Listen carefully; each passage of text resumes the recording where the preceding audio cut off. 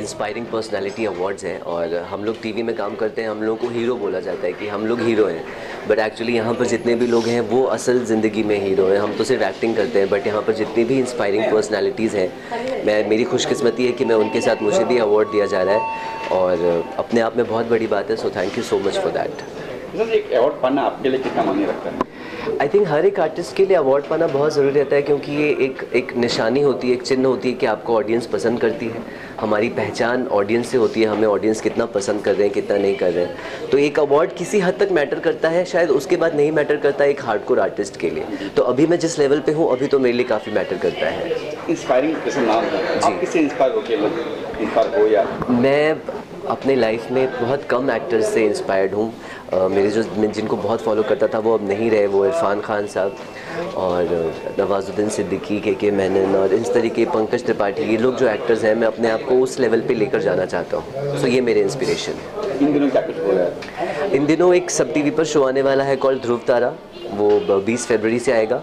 मेरी गुजराती फिल्म चलमन जीतवा जाइए 2 वो रिलीज़ होगी 24 फरवरी को, और एक हिंदी फिल्म पाइपलाइन में है, उसकी शूटिंग फरवरी में शुरू होगी। तो फरवरी मेरे लिए बहुत मैटर करता है क्योंकि सब कुछ फरवरी में शुरू हो रहा है। वैलेंटाइन डे भी है।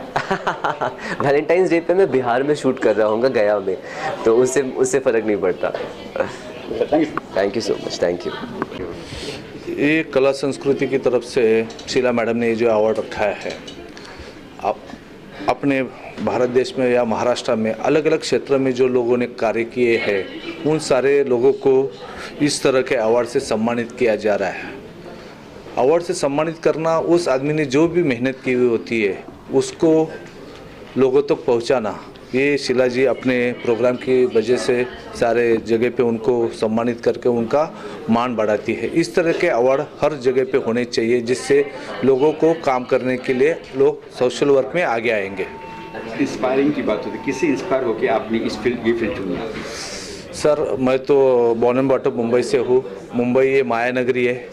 माया नगरी में हर किसी को लाल कलर बटन देख के लोगों को एक अट्रैक्शन आ जाता है। शक्ल हमारी इतनी अच्छी नहीं थी, इसके लिए हम पर्दे के पीछे के कलाकार बन गए।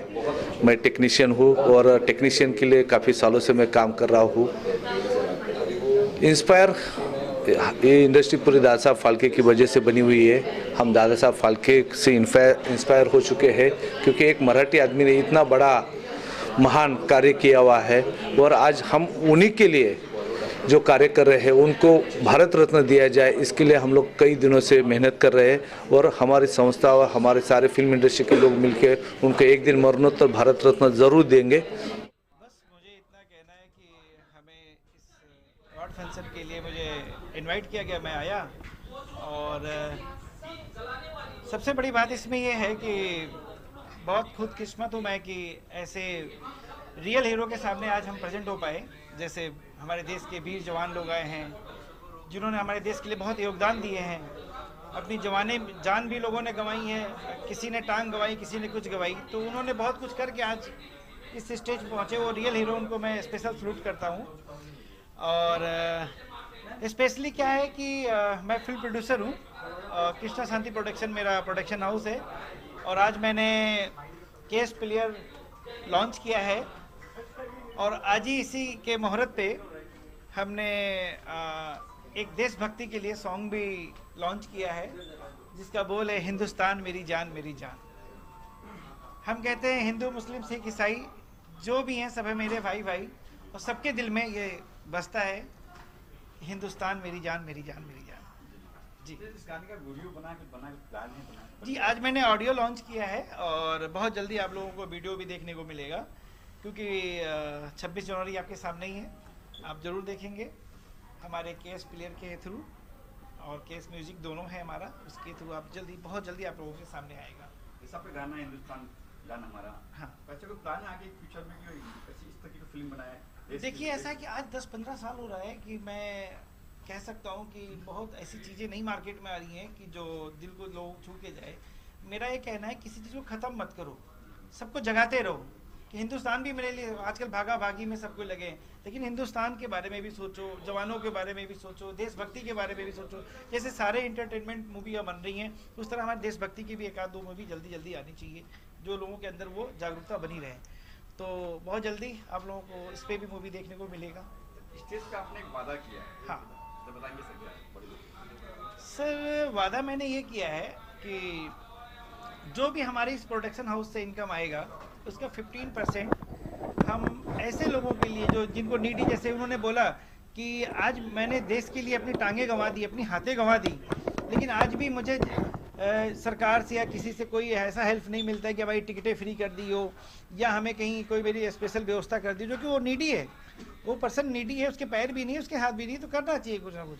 तो ज़रूरी है कि अगर हम किसी लायक अगर हो सकें तो इन्हीं लोगों के लिए वो पैसे खर्च होंगे, इन्हीं लोगों के कार्य में आएंगे। चाहते हैं कि हमने इसलिए ये वादा किया हमारे जरिए और लोग भी हमारे साथ जुड़ सकें। एक से शुरुआत होगी तो आगे सब बढ़ेंगे, और जब सब बढ़ेंगे तो शायद सबकी मदद। देखिए, अगर मैंने शुरुआत की तो मेरा देखा देखिए हो सकता है और लोग भी जग जाए, जैसे उन्होंने कहा कि कोई नहीं आता। और ये देखिए कुछ चीज़ें हर जगह गंदगियाँ भी होती हैं, जैसे उन्होंने ब्लेम लगाया है कि 15 लाख मांग रहा था एक्टर, 20 लाख नहीं। आप एक्टर के पास तक बात ही नहीं पहुँचती है, ऐसा नहीं, वो भी इंसान होते हैं, इंसान वो भी होते हैं, पर उनके तक समझ में तो आए, क्यों नहीं आएंगे भैया? अगर आप रियलिटी में, आपके पास भी दिल है, मेरे पास भी दिल है, भाई कोई किसी मुसीबत में फंस जाए बात अलग है, लेकिन ऐसा नहीं है, सब कोऑपरेट करते हैं, पर उनको जगाने की जरूरत है। लेकिन सर एक बात ये भी है ना कि आज काफी सारे अवार्ड हो रहे हैं, तो एक्टर कहाँ जाएंगे, कौन कहाँ जाएगा? डेफिनेटली नहीं सर, ऐसा है, देखिए मैं माइंड करने वाली बात नहीं, अवार्ड तो अपने जगह पे है, लेकिन कुछ रिश्ते अलग होते हैं। अगर जहाँ वतन की बात आ जाए, जहाँ हिंदुस्तान की बात आ जाए, तो वहाँ तो भाई साहब जाना चाहिए।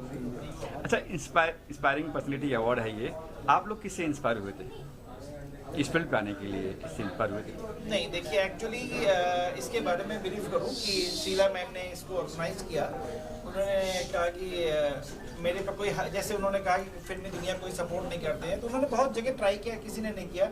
आज ये टोटल टू टोटल हमने किसी तरह के उनको सपोर्ट किया, तभी ये पार्टी उनकी हो गई। नहीं, इंस्पायर किससे हुए आप इस फील्ड पे आने के लिए? आप किससे इंस्पायर हुए? जो मुझे भारत से, देश से, बस हम यहाँ रहते, यही सबसे बड़ी इंप्रेशन हमारे लिए, तो और कुछ क्या चाहिए हमें? हम यहाँ हैं, यहाँ से जुड़े हैं, बस यही सबसे बड़ी भाग्य है हम लोगों का। हम हिंदुस्तानी हैं, हम हमेशा अपने हिंदुस्तान में रहना चाहते हैं और यहाँ के लोगों से हमेशा जुड़ना चाहते हैं, सब तरह से, प्यार से, मोहब्बत से, अपनेपन से, हर तरह से जुड़ना चाहते हैं। अब चाहे वो मूवी भी हम दिखा दें, गाने में आप लोग को सुना दें, लेकिन जुड़ना चाहते हैं सबसे। कला संस्कृति फाउंडेशन की चेयरमैन श्रीमती डॉक्टर शीला शर्मा जी को बहुत बहुत धन्यवाद।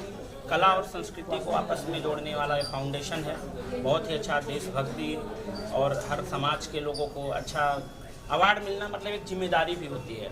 अवार्ड मिलने से ऐसा नहीं कि आप शांत बैठ जाइए, अवार्ड किसी भी क्षेत्र में आपको अगर सम्मान मिलता है तो इसकी मतलब आपकी जिम्मेदारी बढ़ गई, उस क्षेत्र में आप अच्छे कार्य करें, चाहे आप फिल्मी दुनिया के हों, चाहे आप समाज सेवक हों, चाहे आप डॉक्टर हों, चाहे इंजीनियर हों, किसी भी क्षेत्र में अगर आपको अवार्ड सम्मान दिया जाता है, चाहे एस्ट्रोलॉजर का दिया जाता है, तो इससे आपकी जिम्मेदारी बढ़ती है कि इस क्षेत्र में आप और अच्छे कार्य करिए। तो यह अवार्ड बहुत अच्छी चीज़ें हैं और सब लोग जो भी आयोजक हैं करते हैं, बहुत अच्छी बात है, क्योंकि करने में बहुत सारे मेहनत लगते हैं, बहुत पैसे लगते हैं, बहुत समय लगता है, ये इतना सरल नहीं है। और इसके लिए जितने भी आयोजक करते हैं, शीला जी ने, जितने उनके सहयोगी, उनका बहुत बहुत धन्यवाद। कि और मीडिया का बहुत बड़ा योगदान होता है, जो शुरू से साथ देते हैं, प्रचार प्रसार करवाते हैं, उनका सहयोग करते हैं। तो हमारे मीडिया का बहुत बहुत धन्यवाद और आप सभी का बहुत बहुत धन्यवाद कि आप लोगों के सहयोग से भी लोग मुझे जानते हैं, तो ही बुलाते हैं और सम्मान देते हैं। Okay sir. सर्वप्रथम मैं सबसे पहले श्रीमती शीला शर्मा जी को बहुत बहुत हार्दिक शुभकामनाएं देता हूं और उनका मैं बहुत आभार प्रकट करता हूं कि उन्होंने मुझे इतने अच्छे सम्मान समारोह में बुलाकर मुझे सम्मानित किया। ये बहुत ही गर्व की बात है।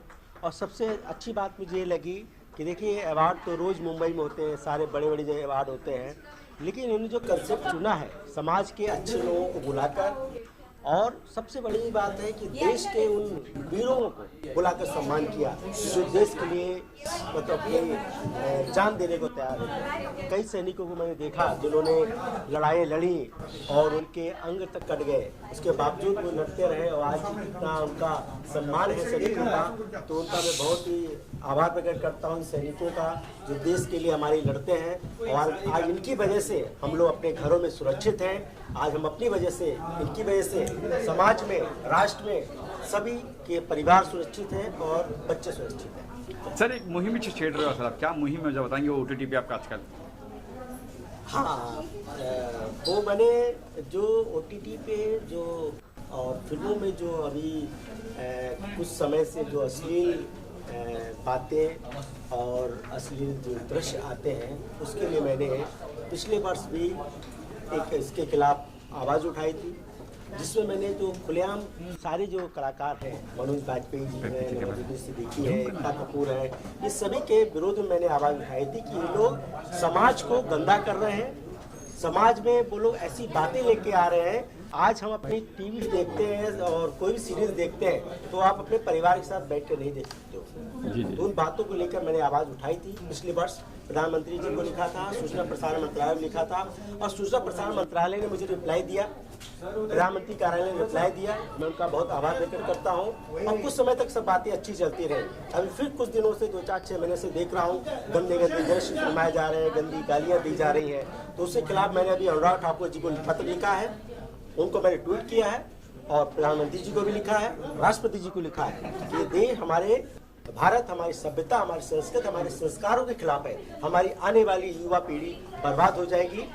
इसके विरोध में मैं आवाज़ उठा रहा हूँ और आने वाले समय में इसके भरपूर विरोध करूँगा। इस देश में कोई भी गलत बात। मैं बहुत ही खुश हूँ कि शीला शर्मा जी ने ये बेड़ा उठाया अवार्ड सबको देने का, सब पर्सनैलिटी को अवार्ड देने के लिए। उनका मैं खूब आभार व्यक्त करता हूँ। और साथ में हर बहुत तरह के अवार्ड्स होते हैं, प्रोग्राम्स में दिए जाते हैं, लेकिन ये जो अवार्ड है खास अवार्ड फंक्शन रहा, क्योंकि यहाँ सैनिक को बुलाया गया और उनको सम्मानित किया गया। तो ये सबसे बड़ी बात है। तो ये बहुत कम देखने को मिलता है कि सैनिकों का सम्मान होता है और आज ये देख के हमारे को बहुत गर्व हुआ और उनके सामने हमारा सम्मान किया गया हमको अवार्ड देके। तो मैं शीला जी शर्मा और उनके पूरी टीम का खूब खूब आभार मैं मानता हूँ। जय हिंद जय भारत। मैं नायक दीपचंद 1889 मिसाइल रेजिमेंट कारगिल, पंचग्रामी गांव पापड़ा, हिसार, हरियाणा का रहने वाला हूं। 3 पराक्रम में भाग लिए हैं। ऑपरेशन रक्षक जम्मू एंड कश्मीर, जिसमें मैंने कश्मीरी लैंग्वेज कोर्स किया, हमारे रेजिमेंट के खुफिया विभाग में रहा। 8 आतंकवादियों को मौत की घात उतारने में अहम भूमिका निभाई। उसके बाद दूसरा पराक्रम ऑपरेशन विजय कारगिल, तलोलिंग के ऊपर पहली तोप का जो गोला निकला था वो मेरी तोप से निकला, चार्ली 2 से। शॉर्टकट में बताऊंगा आप लोगों को। हाँ, 10,000 गोले हमने दुश्मन के ऊपर दागे। 8 जगह गन पोजिशन को चेंज किया। इन्हीं कंधों के ऊपर रात को हम लोग पूरी लड़ाई लड़ी थी। और जब टाइगर हिल की लास्ट लड़ाई लड़ रहे थे तो मेरे दोस्त की यहाँ से गर्दन उड़ गई थी। इन्हीं हाथों में उन्होंने आखिरी सांस लिया। उसके बाद पार्लियामेंट में अटैक हो गया, ऑपरेशन पराक्रम शुरू हो गया। बॉर्डर पर हम लोगों को लगा दिया गया था, मगर जैसे ही 1 साल तक लड़ाई नहीं हुई, मूविंग का ऑर्डर आ गया। मेन लोकेशन हमारा जो सिकंदराबाद में था। अनलोडिंग करते वक्त बम ब्लास्ट हुआ, जिससे मेरा हाथ उड़ गया। डॉक्टरों ने जान बचाने के लिए मेरी दोनों टांगे काटनी पड़ी। 5% मुझे बचने के चांस थे। पूरी रात ऑपरेशन चला। 17 बोतल मुझे खून का चढ़ा और डॉक्टर ने बोला 48 घंटे का टाइमिंग है, अगर जिंदा रहेगा या नहीं रहेगा। मगर 12 घंटे बाद ही मुझे होश आ गया और आज आपके सामने सक्षम हूँ। और आज भी हमने वो क्या किया वो अतीत हो चुका है। मैं मिश्रा जी का और मैडम का हृदय की गहराइयों से अभिनंदन करता हूं। वो क्यों करता हूं? क्योंकि आजकल वादे हर आदमी करके चला जाता है। नेता अभिनेता बहुत वादे करते हैं, मगर रियलिटी में जो हमारे इन्होंने सैनिक परिवारों के लिए, देखो, सम्मान और मान कोई बड़ी चीज़ नहीं होती, कितना दिया है, मगर शुरुआत किया है, वो सबसे बड़ी जरूरत है। शुरुआत करने की जरूरत है, कर्म अपने आप बनेगा। तो सरकार में धन्यवाद बोलता हूँ। और मैडम ने भी हमको ये बोला कि दीपचंद जी, हम आगे भी ऐसे काम करते रहेंगे। तो सबसे खुशी की बात यह कि आपके माध्यम से यही बोलता हूँ कि बूंद बूंद से सागर भरता है। तो क्यों हम लोग एक शहीदों के नाम दीपक हर रोज जलाते हैं ना, तो हमारे जैसे आदमियों को क्यों भूलते हैं आप लोग? हमारा क्या योगदान नहीं है देश के प्रति? उन शहीदों के साथ में हमें भी बलिदानी में देखा जाए। लेकिन ये बिल्कुल आपके सामने कड़वी सच्चाई है। एक दीपक शहीदों के नाम रहती है, एक शाम शहीदों के नाम रहती है, मगर कभी सुना नहीं होगा आप लोगों ने एक शाम दिव्यांगों के नाम। तो मैं आप लोगों से यही अनुरोध करता हूँ आने वाले टाइम में भी कि हम दिव्यांगों को भी आप इंतजार मत करिए कि कब इस देश से जाएंगे, कब हमारी मूर्ति पूजन होगा। जब जिंदा है तभी सम्मान करिए, क्योंकि हमारे देश के अंदर ये परंपरा है मूर्ति पूजन की। कितने महापुरुषों को उठा लो आप, चाहे वीर शिवाजी की धरती पर हम खड़े हैं, वो मेरी भी कर्म भूमि है। जब उनका तिलक हो रहा था तो हम लोगों ने बगावत कर दी थी, और आज देखिए कितनी बड़ी बड़ी जय जयकार बोल रहे हैं हम लोग। जब वो थे, जब हम उनको दिल से सम्मान नहीं दे सके और जाने, उसी तरह आज सैनिकों के, सैनिक और गाय एक ही मिट्टी के बने हुए हैं।